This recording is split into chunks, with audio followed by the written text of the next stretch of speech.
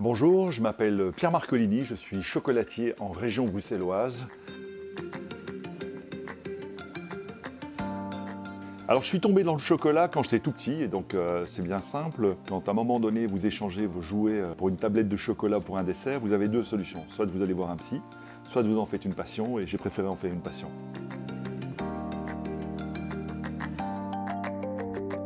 Je pense qu'on a des similitudes dans le monde de la pâtisserie. On sent très bien que les bases sont les mêmes.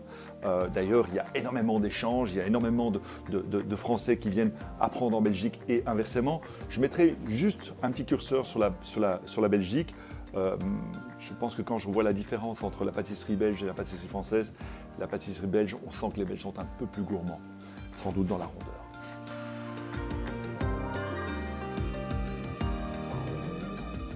La relation entre la mode et le chocolat, elle part sur la saisonnalité. On sent très bien que les chocolatiers se sont appropriés le fait qu'effectivement, en été, on pouvait faire des chocolats qui étaient plus acidulés, beaucoup plus légers. Et en hiver, effectivement, les grands classiques sont là. On a la même chose dans le monde de la mode, on a des saisonnalités. Et je crois que d'avoir cette singularité, d'avoir effectivement regardé ce qui se passait à travers la mode, ça donnait au chocolat le mot vivant, le fait que le chocolat n'est pas figé, mais bien au contraire, il s'adapte en fonction de la saisonnalité.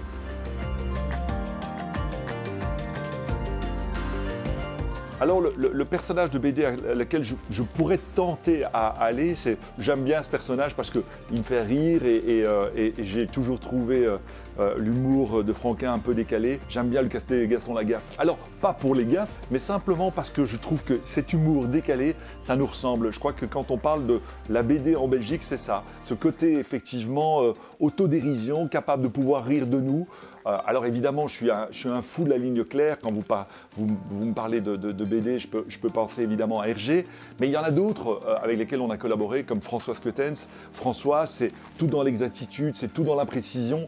Et donc même François aussi me tente aussi dans le travail de François, dans la réflexion sociale. J'aime sa sensibilité, j'aime la manière dont il fait les choses. Il les fait avec conviction, avec profondeur. Et si je dois faire un parallèle avec les chocolats, c'est peut-être ce que je fais.